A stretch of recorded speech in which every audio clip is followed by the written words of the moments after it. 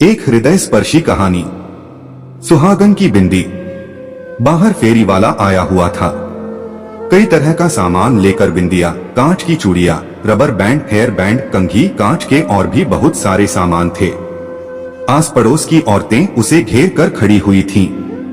काफी देर तक बाबा गेट पर अपनी लाठी टेककर खड़े रहे। जैसे ही औरतों की भीड़ छंटी, बाबा अपनी लाठी टेकते हुए फेरी वाले के पास पहुंच गए और उसका सामान देखने लगे। शायद वे कुछ ढूंढ रहे थे। कभी सिर ऊंचा करके देखते, कभी नीचा। जो देखना चाह रहे थे वह दिख नहीं रहा था। हैरान परेशान बाबा को फेरी वाले ने देखा तो पूछा, कुछ चाहिए था क्या बाबा आपको? पर बाबा ने सुनकर अनसुना कर दिया। धीरे धीरे लाठी टेकते हुए फेरी के ही चक्कर लगाने लगे। कहीं तो दिखे वो जो वे देखना चाह रहे हैं।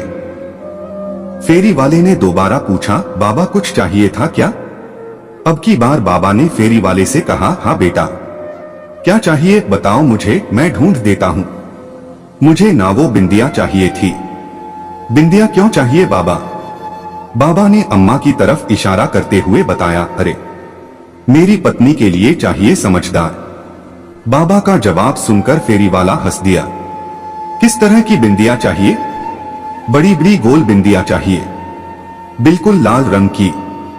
फेरी वाले ने बिंदिया का पैकेट निकाल कर दिया। यह देखो बाबा, ये वाली। अरे नहीं नहीं, ये वाली नहीं, बिल्कुल लाल सी। फेरी वाले ने वो पैकेट रख लिए और दूसरा पैकेट निकाल कर दिखाया, बाबा ये वाली। अरे तुझे समझ में नहीं आता क्या? बिल्कुल लाल लाल बिंदिया चाहिए।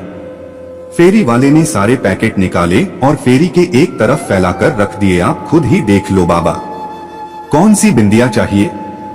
बाबा ने अपने कांपते हाथों से बिंदियों के पैकेट को इधर उधर किया और उसमें से एक पैकेट निकाला। हाँ हाँ, ये वाली। बाबा के हाथ में बिंदी का पैकेट देखकर फेरी वाला मुस्कुरा दिया। बाबा ने तो मेहरून रंग की बिंदी उठाई थी। कितने की है? 10 रुपए की है बाबा। अच्छा।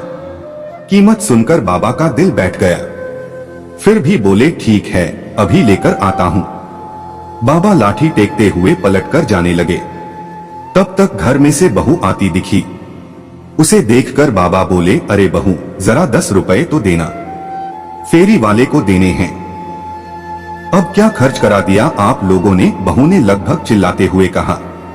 अम्मा के लिए बिंदिया खरीदी थी, उसकी बिंदिया खत्म हो गई थी। कई बार बोल चुकी है, बाबा ने धीरे से कहा। बस बस, आप लोगों को और कोई काम तो है नहीं, बेवजह का खर्चा कराते रहते हैं। 70 साल की हो चुकी हैं अम्मा, क्या अभी भी बिंदिया लगाएगी? इस उम्र में भी न जाने क्या क्या शौक हैं। देख बेटा, बात शौक की नहीं है। अम्मा भी सुहागन है, इसलिए उसका मन नहीं मानता। सिर्फ 10 रुपए ही तो मांग रहा हूं, अंदर जाकर दे दूंगा। कहां से दे दोगे? जो पैसे देंगे वह भी तो मेरे पति की ही कमाई है। मेरे पास कोई पैसे नहीं हैं। इतना कहकर बहू बड़बड़ाती हुई अंदर आ गई। अम्मा ने खाट पर लेटे लेटे ही बाबा को इशारा किया। बाबा ने पलटकर बिंदी फेरी में वापस रख दी और लाठी टेकते हुए अम्मा के पास आकर बैठ गए। बाबा ने देखा अम्मा की आंखों में आंसू थे। माफ करना पार्वती, मैं तेरी छोटी सी इच्छा भी पूरी नहीं कर पाया। रहने दो जी, बेचारी बहू भी परेशान हो जाती होगी। काहे दिल पर लेकर बैठ जाते हो? बिंदी ही तो थी। हाँ हाँ, बिंदी ही थी। कौन सी हजारों रुपए की आ रही थी? बाबा ने व्यंग्य से हंसते हुए कहा। बिंदी ही तो लगानी है जी। एक काम करो, पूजा घर में से हिंदलू ले आओ, उसी से लगा देना। पर आज अपने हाथों से बिंदी लगा दो। बाबा ने अम्मा की बात सुनी और फिर लाठी टेकते हुए पूजा घर में गए। थोड़ी देर बाद बाबा हाथ में हिंगलू लिए अम्मा के पास पहुंचे। लो पार्वती, उठो, मैं तुम्हें बिंदी लगा देता हूं।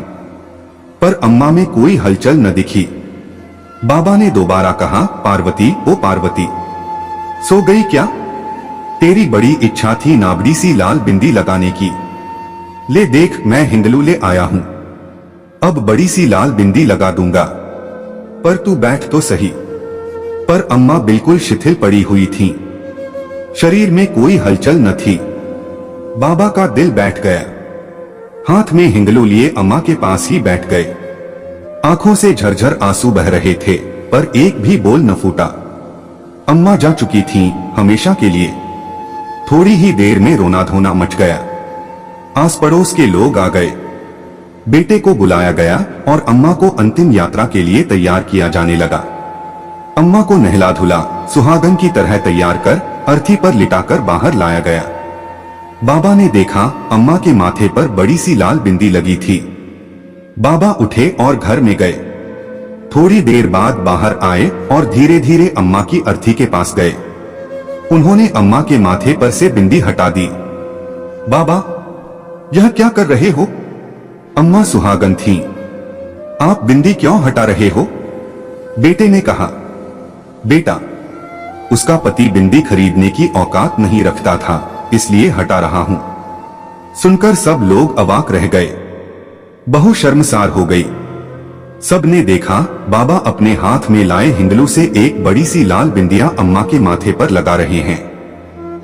थोड़ी देर बाद बहू की चीत्कार छूट गई। बाबा भी अम्मा के साथ हमेशा हमेशा के लिए लंबी यात्रा पर रवाना हो गए थे। मित्रों, यह भावनात्मक हृदय स्पर्शी कहानी बहुत कुछ संदेश दे रही है। अपने समाज में सिर्फ 2 से 4% बुजुर्गों की स्थिति ही परिवार में सम्मानजनक है। कहीं इसका मूल कारण संयुक्त परिवार का एकल परिवार में रूपांतरण, नाते रिश्तों की समाप्ति, धन लिप्सा की अंधी दौड़ एवं लड़के लड़कियों का पढ़ लिख कर सबसे अधिक जानकारी व बुद्धिमान होने का झूठा अभिमान, किताबी ज्ञान का होना परंतु व्यवहारिक ज्ञान की कमी होना तो नहीं। कृपया हम सभी एक छोटा सा प्रयास करें, अपने घर के बुजुर्गों का उचित सम्मान। सभी को एक दिन बूढ़ा होना ही है।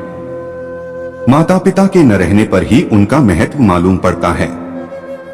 इसलिए पश्चिमी देशों का अनुसरण न कर हम अपनी भारतीय संस्कृति का अनुसरण करें। ओम शांति।